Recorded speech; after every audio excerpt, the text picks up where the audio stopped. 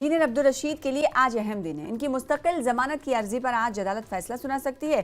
ख्याल है कि इस मामले के निपटारे के लिए दिल्ली हाई कोर्ट ने हिदायत जारी की है। तो इस वक्त की बड़ी खबर आपको दे रहे हैं इंजीनियर अब्दुल रशीद के मामले को लेकर।